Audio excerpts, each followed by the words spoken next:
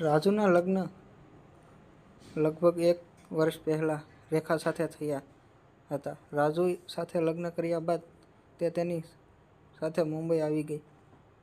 રાજુ કામમાં ખૂબ જ વ્યસ્ત હતો, પણ જ્યારે પણ તે ઘરે આવતો ત્યારે તે હંમેશા રેખાના પ્રેમમાં રહેતો અને તેણે ક્યારેય એવું ન થવા દીધું કે તે ઘરમાં ઓછો સમય વિતાવે છે. રાજુએ રેખાનું ખૂબ જ ધ્યાન રાખ્યું, ઘરના કામમાં પણ મદદ કરતો. તેણે જે પણ જોઈતું હતું તે કહેતી તરત જ લઈ આપતો. એક દિવસ રેખા સ્નાન કરીને બાથરૂમમાંથી બહાર આવી રહી હતી ત્યારે તે લપસી પડી અને તેના પગનું હાડકું તૂટી ગયું. ડૉક્ટરે તેના પગ પર પ્લાસ્ટર લગાવ્યું અને તેણે 2 મહિના સુધી પથારીમાંથી ઉઠવાની ના પાડી. ઘરે આવ્યા પછી રેખાએ રાજુને કહ્યું, હું મારી માને 1 મહિના સુધી અહીંયા બોલાવી લઉં છું. રાજુ બોલ્યો, આપણું ઘર નાનું છે, તારી માં એમાં કેવી રીતે એડજસ્ટ થશે? રેખાએ કહ્યું, એ બધું મારા પર છોડી દો, આપણે 3 અહીંયા સૂઈ જઈશું. રાજુએ થોડીવાર વિચારીને કહ્યું, ઠીક છે.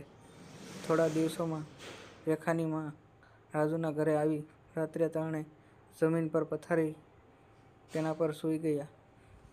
એક તરફ રેખાની માં, વચ્ચે રેખા અને બીજી બાજુ રાજુ. આ ત્રણેય એડજસ્ટ થઈ ગયા. બીજા દિવસે રેખાની માએ ઘરનું તમામ કામ સંભાળી લીધું. રાજુની સાસુએ એક વિચિત્ર રૂપ હતું. રેખા તેને જોઈને કોઈ એમ ન કહે કે માં દીકરી છે, પણ એવું લાગતું હતું કે તે બંને બહેનો છે. રેખાની માં રેખાથી પણ ખૂબ જ સુંદર હતી. રાતનો સમય હતો. ત્રણેય સૂઈ રહ્યા હતા. રેખાને બાથરૂમ જવું હતું. તેની માએ તેને ટેકો આપ્યો અને તે બાથરૂમમાં લઈ ગઈ અને પછી પાછી આવીને રેખાની આવવાની રાહ જોતા પલંગ પર સૂઈ ગઈ. રાજુ ઊંઘમાં પડખું ફર્યો તો રાજુનો હાથ તેની સાસુને અડી ગયો. રાજુ તેને રેખા સમજીને તેના રાજુના મજબૂત હાથને દબાવવાથી સાસુને એક વિચિત્ર આનંદ થયો અને ધીમે ધીમે તે પણ રાજુની બાજુ ખસવા લાગી. રાજુ હરકત કરી રહ્યો હતો અને તે નશામાં આવી રહ્યો હતો. તેણે પણ રાજુને અત્યારે ઊંઘ ખુલી ગઈ તો તેની સાસુને તેના હાથમાં જોઈને થોડું શરમાયો, તો પણ તેનું કામ ચાલુ રાખ્યું. બંને એકબીજામાં મગ્ન હતા. ત્યારે રેખાએ અવાજ કર્યો, મમ્મી, મને ટેકો આપો. રેખાનો અવાજ સાંભળીને તે બંને એકબીજાથી અલગ થઈ ગયા અને તે બંનેની સળગતી આગ અટકી ગઈ. તે રાત્રે બરાબર સૂઈ શકી નહીં. સાસુ એક જુવાન મહિલા હતી. વૃદ્ધ પતિ આંખ ઠંડી કરી શકતો ન હતો, કારણ કે જ્યારે તે યુવાનીની જોરમાં હતી ત્યારે પતિ થોડો ઉંમરમાં થઈ ગયો હતો. બીજે દિવસે જ્યારે તે સવારે ઉઠી ત્યારે તેણે જોયું, રાજુ ત્રાંસી આંખોથી જોયો. તેની આંખો પહોળી કરીને તેની સામે જોતો હતો.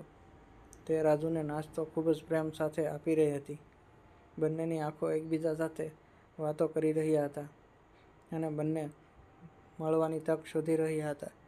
જ્યારે રાજુથી રહેવાયું નહીં ત્યારે તેણે રાજુને કહ્યું, તારા વિના નહીં રહી શકું. કોઈ પણ કિંમતે તમારો પ્રેમ ઈચ્છું છું. હું તેને માટે કંઈ પણ કરવા તૈયાર છું. રાજુએ કહ્યું, ઠીક છે, આજે હું ઊંઘની ગોળી લાવીશ. તમે રેખાના દૂધમાં તેને ભેળવી દેજો. જ્યારે તે સૂઈ જાય ત્યારે આપણે એક થઈ જઈશું. તેણે રાત્રે દૂધમાં સૂવાની ગોળી મૂકી અને રેખાને તે દૂધ આપ્યું. જ્યારે રેખા સૂઈ ગઈ ત્યારે સમય ગુમાવ્યા વિના રાજુ પાસે આવી. આજે તેણે દરેક હદ પાર કરવાનો ઈરાદો રાખ્યો હતો. તેણે રાજુના દરેક ભાગને લાલ કરી નાખ્યો. રાજુ એટલો ગાંડો થઈ ગયો કે તે સાસુ અને જમાઈના સંબંધને પણ ભૂલી ગયો. મિત્રો બંને એકબીજાના એટલા દીવાના થઈ ગયા હતા કે જ્યારે પણ સમય મળે ત્યારે સાથે મોજ કરી લેતા હતા. એવું કહેવાય છે કે ખોટું કામ કરવામાં તમે ગમે એટલી સાવધાની રાખો, એક યા બીજા દિવસે એ ખોટી વાત સામે આવી જ જાય છે. સાસુ અને રાજુ સાથે પણ કંઈક આવું જ થયું. રેખાનો પગ હવે ઠીક થઈ ગયો હતો. તેને ચાલવામાં કોઈ તકલીફ નહોતી. તેની માએ ત્યાં 4 મહિના વિતાવ્યા.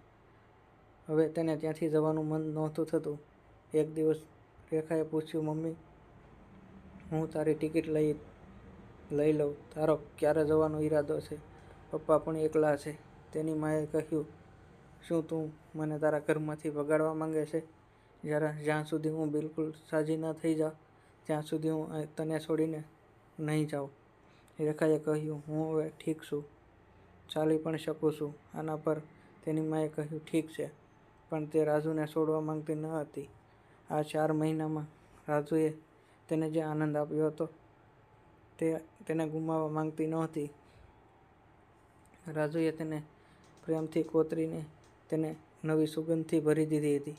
આજે તે તેના માટે જમાઈ રાજુ માટે એટલી પાગલ થઈ ગઈ હતી કે જે કોઈ પણ તેને દૂર રાખવાનો પ્રયત્ન કરે તેને તે પોતાનાથી સૌથી મોટો દુશ્મન માનવા લાગી. રાજુ પણ તેની સાસુ માટે એટલો ગાંડો થઈ ગયો હતો કે હવે તેની પત્ની પ્રત્યે કોઈ પણ લગાવ ન હતો.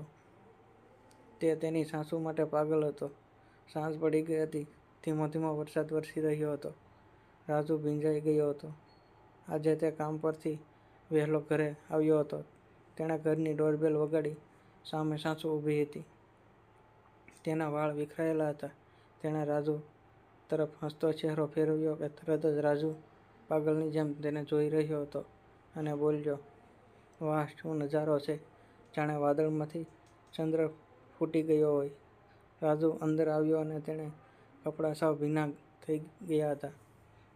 સાસુએ કહ્યું, ઝડપથી કપડાં બદલો, નહીંતર તમે બીમાર પડી જશો. રાજુએ આજુબાજુ જોયું. રેખા ત્યાં ન હતી. તેણે ત્યાં જ તેના કપડાં બદલવાનું શરૂ કર્યું. બંને એકબીજાને મળવા તલપાપડ બની ગયા. તેણે ઉતાવળમાં ઘરનો દરવાજો બંધ કરવાનું વિચાર્યું પણ નહોતું. બંને એકબીજામાં એટલા બધા મશગુલ હતા કે તેઓને કંઈ પણ ભાન નહોતું. તે દરમિયાન રેખા ત્યાં આવી પહોંચી. દરવાજાને ધક્કો મારતા જ અંદર જોતાં જ તેના હોશ ઉડી ગયા.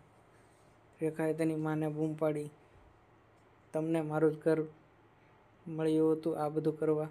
શું તમને શરમ નથી આવતી કે તમે તમારા પોતાના જમાઈ સાથે ગેરકાયદેસર આ બધું? પછી રેખાએ રાજુ પર આકરા પ્રહારો કરતાં કહ્યું, તારી મા જેવી સાસુ સાથે આ બધું કરતાં શરમ આવવી જોઈએ. આટલું કહી રેખા તેના પિતાને બોલાવવા જતી હતી ત્યાં તેની માએ નજીકમાં રાખેલા વાસણ વડે રેખાના માથા પર મારતા નીચે પડી ગઈ. રાજુએ તરત જ રેખાના હાથમાંથી ફોન છીનવી લીધો અને તેનું ગળું દબાવવાનું શરૂ કર્યું. તેની માએ રેખાના હાથ પગ પકડી રાખ્યા અને બૂમો પાડવા લાગી. રાજુએ તેને મારી નાખ, તે જીવતી હોય તો ત્યાં સુધી આપણે એક નહીં થઈ શકીએ. જો તે જીવતી રહેશે તો આપણી વાસ્તવિકતા બધાની સામે ખુલશે. અને તે પછી રાજુ અને સાસુએ રેખાને પતાવી દીધી. રેખાની લાશ ઘરમાં પડી હતી. તેને જોઈને બંને ચિંતામાં પડી ગયા. હવે શું કરવું અને પોલીસથી કેવી રીતે બચવું? શરીરની ભૂખ છીપાવવા માટે બંને પોતાના સંબંધમાં શરમ તો ન રાખી, પણ એક માએ પોતાની જ પુત્રીને તેના ગેરકાયદેસર સંબંધના કારણે મારી નાખી. પણ મિત્રો, આપણે ગમે તેટલું છુપાવીએ તે બહાર આવે જ છે. આખરે રાજુ અને તેની સાસુને પોલીસ પકડીને લઈ ગઈ, કેમ કે ગુનો ગમે ત્યારે હાથમાં આવે અને આનું પરિણામ સારું આવતું નથી. સંબંધને પણ કોઈ મર્યાદા હોય છે, તે આપણે જાળવવી જોઈએ. મિત્રો, આવી મજેદાર કહાની સાંભળવા માટે વિડીયોને લાઈક કરો અને ચેનલને સબસ્ક્રાઈબ કરો. ફરી મળીશું આવતીકાલે. ત્યાં સુધી આવજો.